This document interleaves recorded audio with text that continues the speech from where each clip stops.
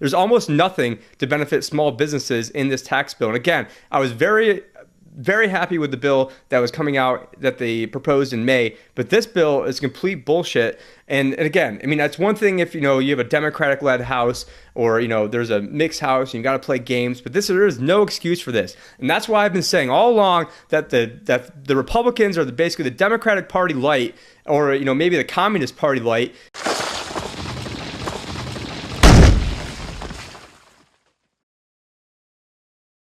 If you are close to retirement or recently retired, you can't afford to miss this commercial. What if I told you one of the biggest dangers to running out of money in retirement was a risk you've never heard of before? If you've never heard of sequence of return risk, please check out the trailer at sequenceofreturnrisk.com. And remember, an investment in knowledge pays the best interest. Benjamin Franklin. Hey everyone, it's Tim Pachote, the Libertarian Advisor. We've got a lot to talk about this week. I was in Dallas last week, ended up losing my voice, so obviously could not do any podcasts without having a voice, which is kind of unfortunate for my wife because the one week that I lose my voice, I'm not around her, so she didn't get the benefit of not having to hear me yap all the time. But anyways, just wanted to sneak in a podcast, headed to Cancun on Wednesday for my wife's birthday. And I'm going to have at least one of these podcasts out a week. That is something that I'm going to make a pledge to do that. Really, I was trying to get a lot of things, situated with business, with, family life, with, figuring out how to do these podcasts. But now I've got a great system set up. And so what I want to do is make this a regular occurrence. And then, once I get more time and get better systems, we're going to make this a regular thing. So you guys will be able to check out the podcast. You go to libertarianadvisor.com. We'll have links to the Google Play Store, iTunes, Stitcher, Podbean, YouTube. And actually, I think the Google Play is not up yet, but that will be in the future. But we had a lot of things that were going on. One of the things I wanted to talk about first was, that the GOP tax bill, because this tax bill, it's been lauded as, this great thing for the middle class and, what a win for everybody. But, when you really break it down, and I did write a few notes in this, if you really break it down, this is really a bullshit tax plan that, for having full control of all of the governors, for having full control of both houses, for having the presidency, and this is the best we can hope for. And some people might be getting mad at me and say, hey, give him a chance. Well, I am a financial expert. I'm a certified financial planner. I'm not a tax expert. That's not what I dabble in all the time. But what I will say though is that this plan is not tax reform. What it is basically lowering the rate closer to zero, which I'm all for. I don't even think there should be an income tax. I think there should be a consumption tax. We shouldn't be disincentivizing people to be spending, saving their money or working. We should be disincentivizing people to spend money. And maybe the poor get some sort of exemptions where their basic needs aren't taxed, and otherwise people would cry out and say, oh my God, this is such a terrible thing for the poor. That we can't have a consumption-based tax. But again, this is not tax reform. Reform would be a game-changing move, like maybe getting rid of the income tax and replacing it with the consumption tax. Reform would be a game-changing move, maybe trying to balance the budget. I'm not even saying balance the budget this year. I'm not greedy. Maybe even 5 years. Tax reform would be maybe cutting government spending. So, it's all great, pound your chest, and I'm not going to, pound the table right now because I don't want to break a bunch of stuff. But, it's not tax reform when you aren't even considering cutting government spending. I mean, a matter of fact, government spending is going to be going up. And so, all the Republicans and Trump voters want to get mad at me for any time I badmouth Trump. But the fact of the matter is he's doing a lot of things where, if it were Democrats, people would, be up in arms over this. And again, I am a certified financial planner. I've been one for 6 years, been a financial planner going on 10.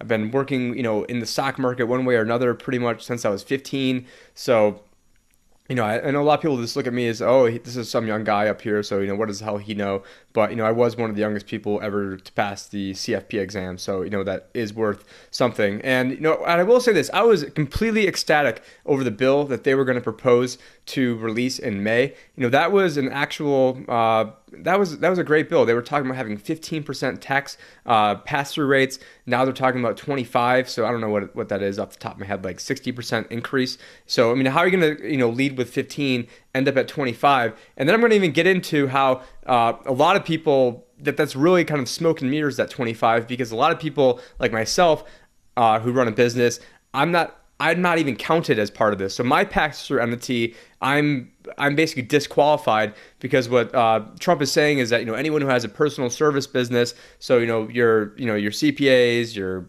accountants, financial advisors, anyone who provides a personal service for anybody, maybe like the any salesman that I think even lawyers, not 100% sure, not 100% sure about doctors either. Entertainers, they're going to be wound up in this too. They're not even counted. So this entire bill is not even going to benefit those people at all. And I'm one of those people, so I'm also pissed. And the other thing is there's a phase out. I mean, right now the limit is, and I don't know the numbers off the top of my head, but I think it's $250,000. The tax rate is 25%. And so for the people who are making, so basically, there is no relief for that average middle American income guy who's creating their own business, who's maybe making between 125 and 250. This bill does not do one fucking thing to help those people out, because the rate was already 25%. So if you're dropping the pass-through rate down from whatever it was, like 39.6 down to 25, and people who are making $200,000 a year as a small business owner were already paying 25%, you've done nothing to help them out. What you've done is you've helped out the Googles of the world, the Amazons of the world, and I'm a free market capitalist guy, and I'd want to, obviously see the rate move to a consumption tax and even get down to zero. But if I was going to prioritize who I'm going to benefit, it sure as hell wouldn't be the major corporations that were doing nothing but trying to drag you down the entire time, because they have so many different loopholes, whether it's, the Irish Dutch sandwich and all this other bullshit that they do, or, and great. As a financial advisor, once I start making money, I'm just probably going to have a corporation in Puerto Rico, pay myself capital gains. There isn't capital gains tax over there. There's all sorts of crazy stuff you can do. And, great. Thank you for basically, doing nothing when it comes to that. And then there's also this other bullshit that they're doing now where there's something where, if you do have a personal service business, that only 30% of it can count as being your actual business income, and the rest of it has to count as your ordinary income. And so, just kind of give you a little aside about what's going on in my life right now is that probably next, starting in January, I'm going to be kind of stepping away from my normal financial advisor business, take more of a managerial role in that business while I start another business. So, I really truly will be business income and really true respect. But I'm not really sure how the government's going to treat that. Are they going to say, hey, because you fall underneath the class of financial advisor, that's a personal service corporation, so therefore at least 70% of any earnings that come from this have to be derived from you, meaning that if I were to make, let's say, $300,000 a year, this 25% phase out wouldn't even apply to me. So this is I don't think that this is great at all. I mean, because what's going to happen is any savings that end up going on are going to be basically taken up in either higher accounting fees. Probably my health insurance is probably going to go up by more than the $1,200 that this is supposedly going to save me anyways. Before Obama, I was paying $70 a month for health insurance. This year, because I ended up having a baby, so we right off the bat in January, had to pay a $6,600 deductible on top of the $15,500 insurance premium. So I'm looking at $21,000 fucking dollars as a 31-year-old this year. And last year I probably didn't even make that much, because I moved from one company, started another one, had tons of business expenses, and then boom, January, have a baby. And so some of you are probably thinking, oh, well, why don't you just go on Obamacare? Well, I live in Arizona, where basically Obamacare doesn't even exist. There's only, one option for it. None of the doctors even take it. So unless I want to risk my child basically being born, in the ghetto with, some broke ass doctor who doesn't give a fuck about my child, and no one takes it in Arizona, so it's basically a moot point. So unless I'm some illegal alien that where the ghetto doctor flunky, is better off than any care they're going to get in Mexico, I'm going to be substantially worse off. And the other thing I want to talk about is with this whole pass-through entity, what people don't realize about business owners is that we also have to pay not only, the regular Social Security tax, but we also have to pay it for the employer as well. So if you're looking at, Medicare and all the FICA, we're looking at, I think it's like 15.3%. So then if you add that on to, even if there was that pass-through rate that applied to me, which it doesn't, at 25%, you're still looking at 40%. And so what I want to know is, at what point are you not a slave? At what point, how much income do you have to pay to not be counted as a slave anymore?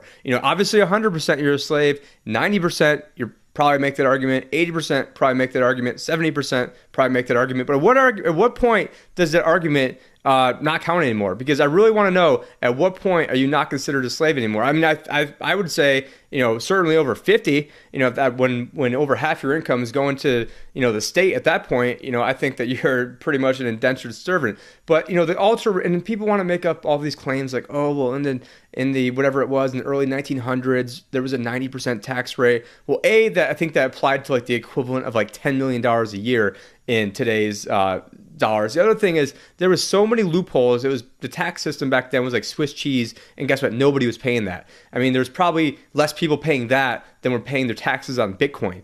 I think last year there was like 893 or something people that paid taxes on Bitcoin, whereas I think there was like 400 people that ended up paying taxes at that 90% rate. And again, there's so many different loopholes that that really didn't apply to anybody. But there is some good things with the tax bill. You are going to have a much higher standard deduction. I think that's great. If you're making between 40 and maybe 80,000, you're probably going to be a net winner out of this.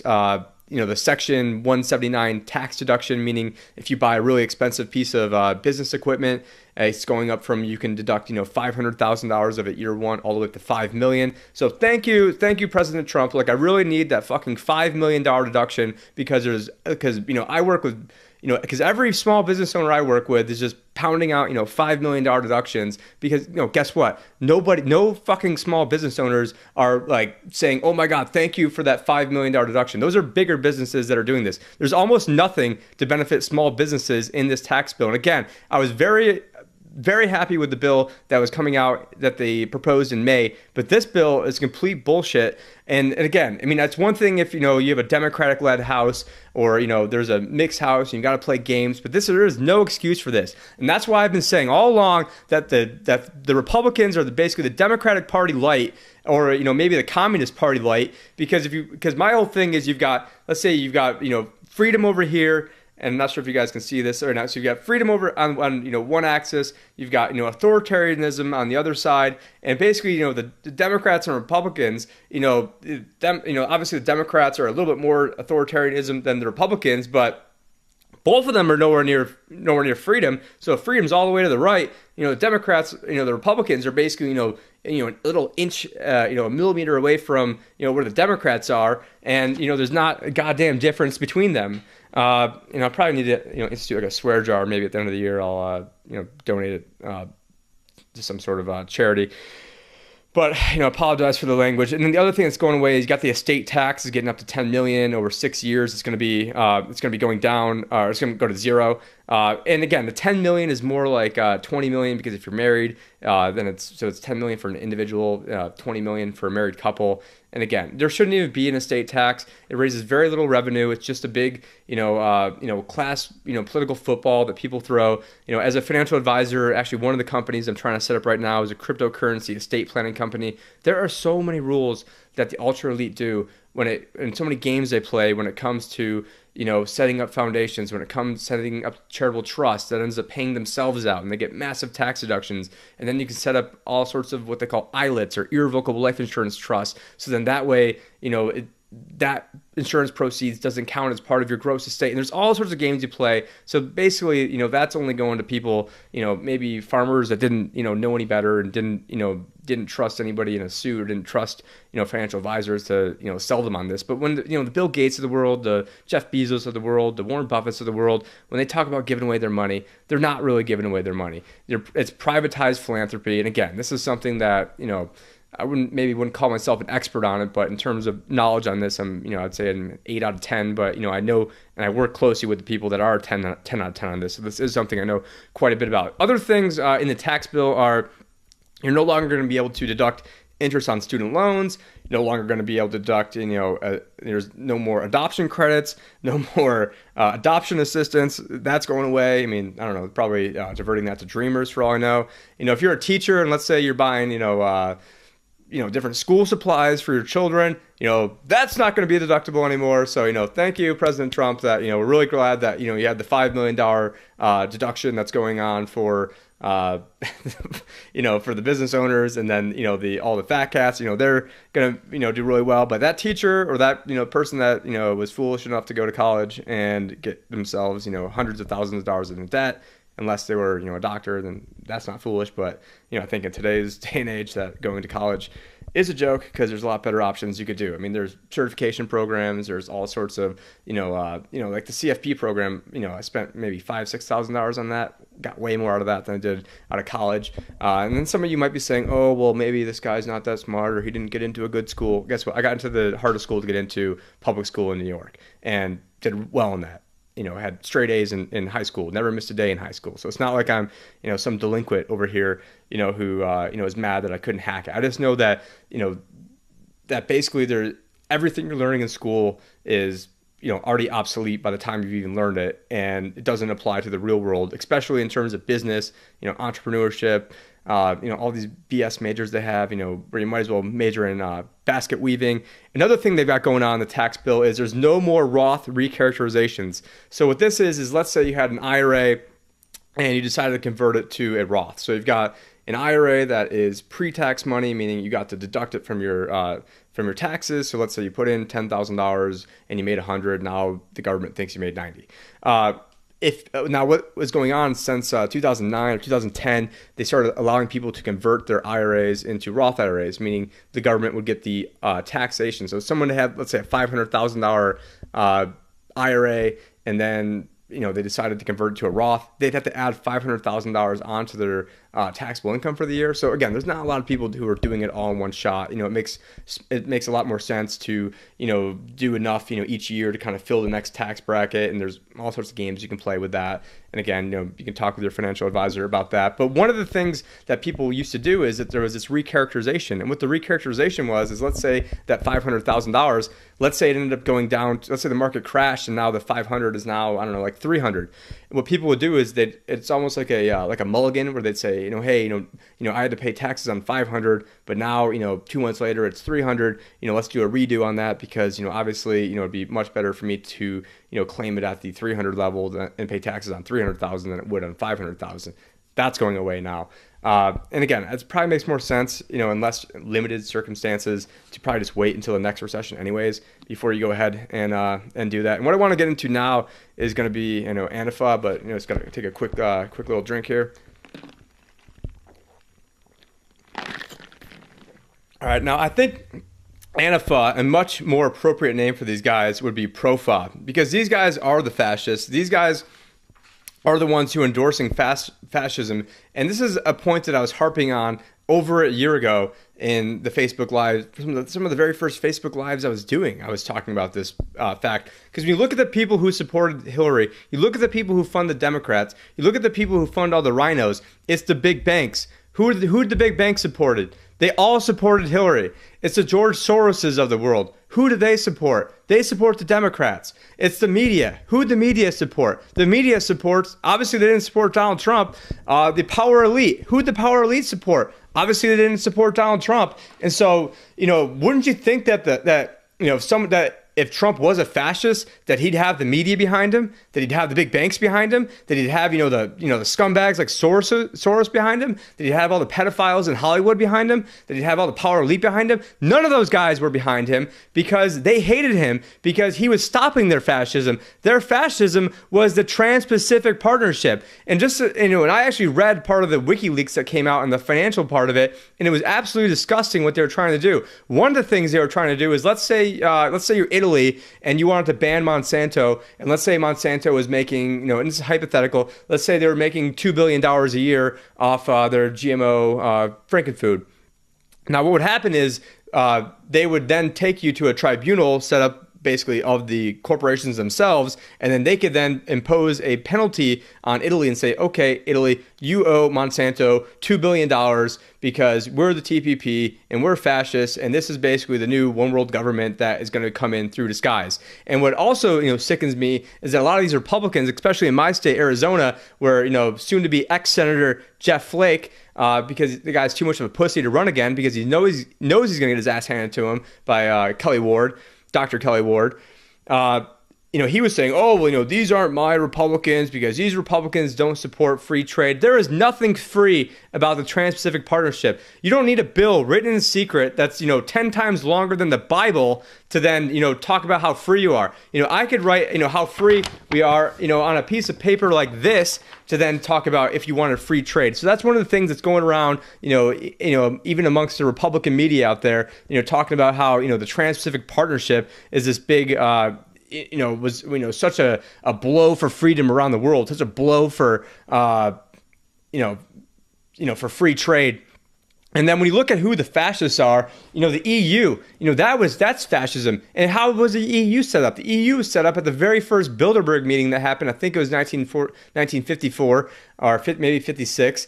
And I'm not going to get into what the Bilderberg is and all that stuff. That's a whole nother rabbit hole. But, that's where they were deciding, oh, we're going to have this trade bill. Nobody, and this was, again, in the 50s. So a lot of you are probably thinking, oh, well, the EU didn't come about till the late 90s or early 2000s. Well, no. The plan was hatched in the 50s. They signed on the trade agreements. And now if you're, let's say, one of the main reasons there was Brexit is because if you were, a British citizen, you had unelected EU bureaucrats, mainly bankers, the fascists, who are the ones making your laws. And then even the worst part is these are the guys who are then, grandstanding about how, we needed to pay higher taxes, and, institutions like the IMF are completely tax-free.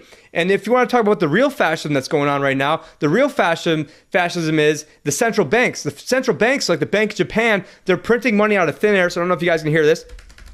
Making a, typing on a keyboard because, it's, too slow to print money these days. And so what they're doing is they are printing money out of thin air, then using that money to buy up their own stock market. So they have 75% of Japanese ETFs right now are owned by the Bank of Japan. That is actual fascism that is going on, and not one fucking word from the Democrats or any of the media talking about this. This is something that I've been harping on for a really long time. And then, so here's a clip that I want to play from CNBC. This is actually from a couple years ago. Actually, no, it's from 2012, June 23rd, 2012. And let me just play a little bit of this for you guys. I think that right now the question is, do we all work for central bankers? That's what I want to address to our guest tonight.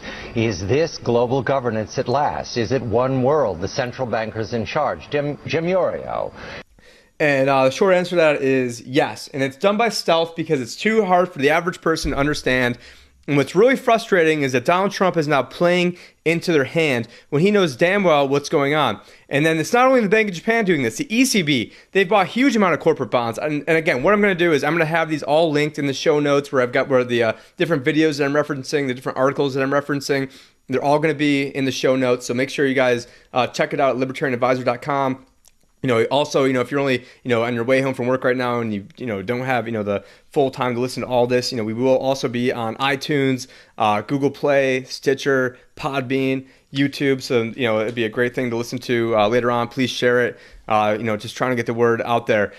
And, another example I want to use is the reason why I'm so frustrated about all this tax reform talk is because if you have the very first dollar that was ever created, December 23rd, 1913, had 4% interest on it. So that meant if the very first dollar that the government borrowed in 1913 had 4% interest that was due on it. So what that meant is at the end of year one, you printed $1, then you owe $1.04. Guess what? You can never pay back $1.04 with $1 because what you have to do is you have to print another $1. And then all of a sudden now you owe $2.08 and you've only created $2. So right from the beginning, this entire system is a fraud. This entire system is bullshit, and it's all a Ponzi scheme. And by the way, it's not like I'm some liberal up here, complaining about, oh, woe is me and I can't make it. I've got a business that's bringing in six figures right now, and I also have, work in the stock market. So all this printing money right now is going to benefit me. So I'm actually talking against my own self-interest right now because I don't want my, grandchildren and great-grandchildren to be slaves to this whole system.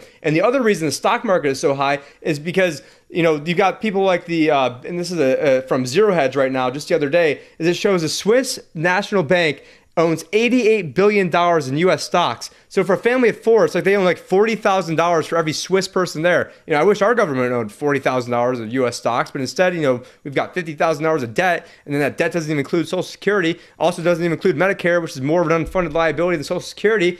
So it's just absolutely crazy what's going on. If you want to know why the stock market's so high, this is a former Federal Reserve governor, March 9th, 2016, Richard Fisher, and listen what he has to say about this, because I've actually used this analogy before I heard him use it. I still have the power behind the stock market. I think that power is running its course. I like to say that we injected cocaine and heroin into the system, and now we're maintaining it on Ritalin. How's that? Yeah, and so this is not me saying this. This is a former Federal Reserve governor who just recently stepped down, saying this, that it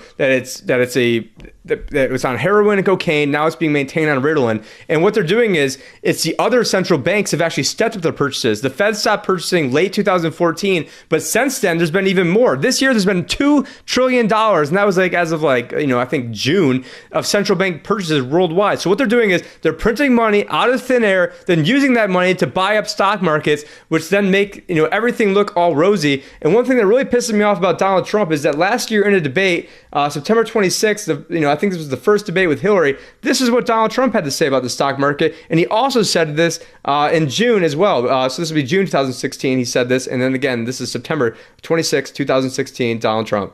We have the worst revival of an economy since the Great Depression. And believe me, we're in a bubble right now. And the only thing that looks good is the stock market. But if you raise interest rates even a little bit, that's going to come crashing down. We are in a big, fat, ugly bubble. And we better be awfully careful. And we have a Fed that's doing political things. This Janet Yellen of the Fed is doing political by keeping the interest rates at this level. Oh, and guess who Donald Trump just picked as his new Federal Reserve chair? I'm not going to spend a ton of time on this. He picked Jerome Powell. He may as well just left Janet Yellen in there, because Jerome Powell is basically a clone of Janet Yellen, who has no difference. And people say, oh, well, he's a Republican. He's a Republican that fucking Obama picked. Do you think that any Republican, Obama also picked Mueller too? So, you want to talk about, all these, Republicans, that are in there right now.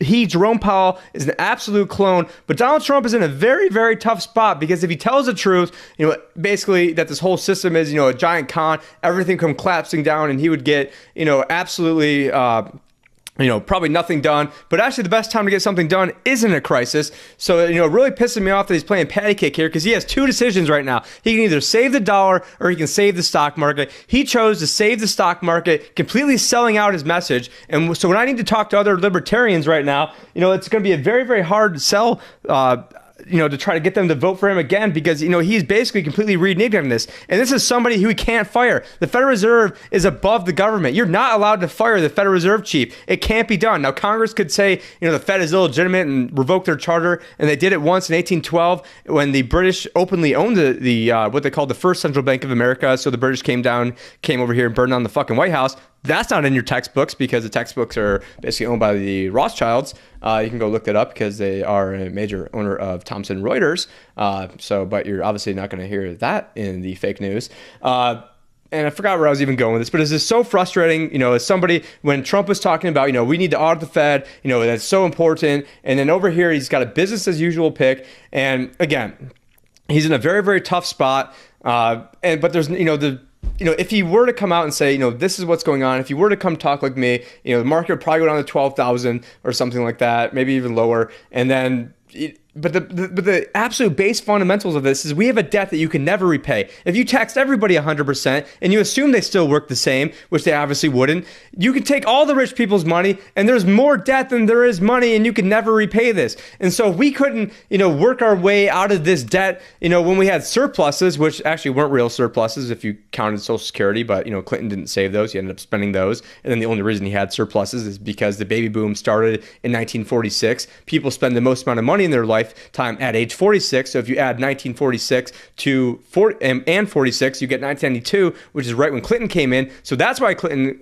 benefited along with the dot-com boom. It had nothing to do with any of his policies. And so, now all those baby boomers who are turning 46 and 92, now they're turning 66 or 71, and now they're going to be forced to take liquidations from their retirement accounts, because once you turn 70 and a half, or actually it's the April 1st after you turn 70 and a half, the government makes you take out, what they call required minimum distributions, or RMDs. So that's starting for the baby boomers. So instead of being a net positive to the economy, now they're going to be a net drain in the economy. So it's very disheartening, having Trump, basically talk like me last year. So a lot of people are getting mad at me, like, oh my God, you're abandoning him, or you're not fully supportive of him. No, I'm keeping his ass honest of what he was talking about over a year ago. He's the one that flip-flopped, not me. It's going to be very hard to convince libertarians of trying to get back on the Trump train next year. But again, this is, I've got my mother-in-law that we've got to pick up from the airport right now. We're heading out to Cancun. So she's going to watch the kids, and that's going to be, much needed vacation. First one we've had by ourselves. But again, make sure to check out the podcast on iTunes. It's going to be on Google Play soon, Stitcher, Podbean, YouTube, probably a few other platforms I'm forgetting. Go to libertarianadvisor.com. Make sure to share the links. We'll be doing at least one of these a week, but I'm out of here. And again, apologize for some of the language, but when it comes down to these issues, all I have to say is that Jesus whipped people for a lot less. He went into that temple and he whipped those money changers, and what they're doing today is about 1 billion times worse than what they were doing to money changers. They didn't have derivatives back then in the biblical days. They didn't have swaps. They didn't have futures markets. They didn't have basically so much like CDOs. They didn't have like all this synthetic bullshit that they have right now that is built on a house of cards. Speaking of house of cards, we didn't even get into all the pedophiles in Hollywood. We didn't even get into the JFK files. We didn't even get into Donna Brazile and the Democrats fleeing the sinking ship that is the Democratic Party, of now trying to throw Hillary under the bus. And people are sending me links of like, oh my God, look what's going on. Look, Donna Brazile admitted this. I'm like, yeah, no shit that the Democrats rigged it. And I honestly think that Bernie Sanders would have won if he, and again, obviously not a Bernie Sanders fan. I mean, I think anyone listening to me can, probably grasp that. I think Bernie Sanders would have given Donald Trump a run for his money. I think he would have done a lot better than that old witch Hillary Clinton. And the Democrats have no one to blame but themselves, not the Russians, because if anyone had ties to the Russians, it was the Democrats. And you guys can go back to podcast episode 5 to listen to that one. Anyways, peace out. Sorry for all the rambling on some of the swearing in this, but it's only because I care about America. I do want to make America great again, and I know that the best way to fight now is now through the information war, because a lot of people want to talk about how they're going to go out and they're going to use their AR-15s and be engaged in some sort of civil war when everything goes to hell in a handbasket. Well, guess what? If you're too much of a pussy to say something now, you're probably too much of a pussy to go out and actually shoot somebody if it does get into a war. So that's why I'm fighting now, because I'm not gonna because guess what, I'm not gonna be fighting if there is some sort of civil war, because my ass is probably gonna be going offshore because and let everybody else duke it out, because at this point fighting an actual civil war is pointless. But the Democrats and the George Soros of the world are trying to stoke it, and that's why George Soros just poured $18 billion.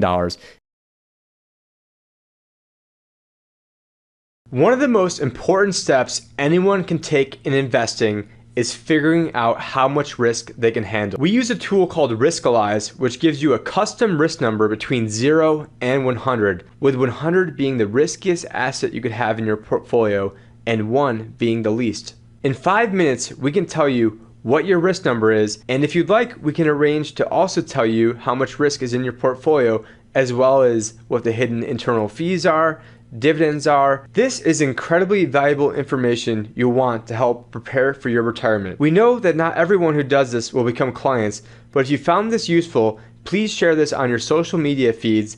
If you want to find out how much risk is in your portfolio, please email info@focalpointwealth.com or please call 480-771-PLAN or 7526. Thank you. Are you interested in learning more about your Social Security options? If so, we may have the perfect tool for you. You can get started by clicking on the banner ad above or the link below. From there, you simply enter your basic information and spouse information if that applies. Next, enter your full retirement age benefit amount. Then on the next screen, you can toggle your Social Security start date along with your spouse's to see how that affects your cumulative lifetime benefits. Finally, at the end, you will be able to see how much money you're potentially leaving on the table with your current selection. And if you'd like to schedule a free consultation where we can take a deeper dive into your Social Security options using the more advanced version of this tool, please leave your contact info on the final screen along with the best time to contact you. If you get to the end and don't want to be contacted, that's fine too, but we hope that if you found value in this tool, that you can share the page with a friend on your social media feeds to help spread the word. We appreciate you visiting our site, and we hope to earn your business someday.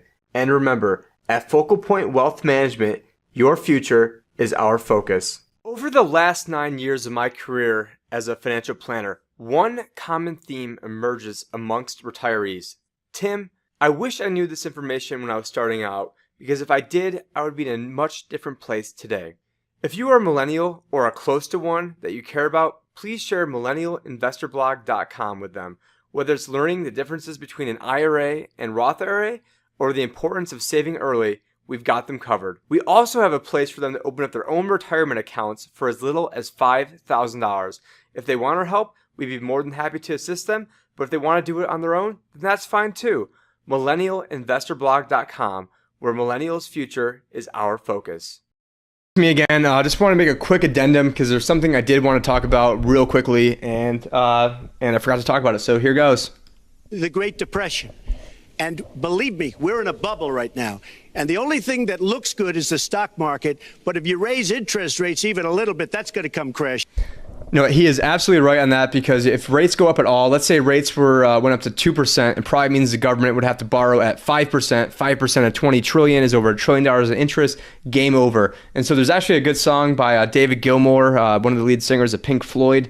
And I think that this song, perfectly encapsulates exactly what the Fed is doing right now. They're absolutely stuck where they are.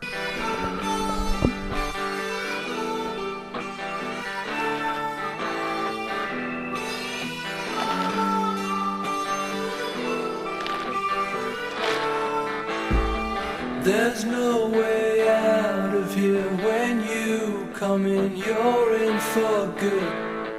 There was no promise made, the part you played, the chance you took. Again, that's David Gilmour. There's no way out of here. And, with the Federal Reserve, there is no way out of here. There's no way out of what they've gotten us into. And, we're stuck at low rates forever. At some point, the whole system is probably going to collapse. Maybe that's why Bitcoin is going to the moon right now. I don't know. But, that is something I did want to talk about real quick. I forgot to, so just wanted to sneak that in there. Thanks, guys.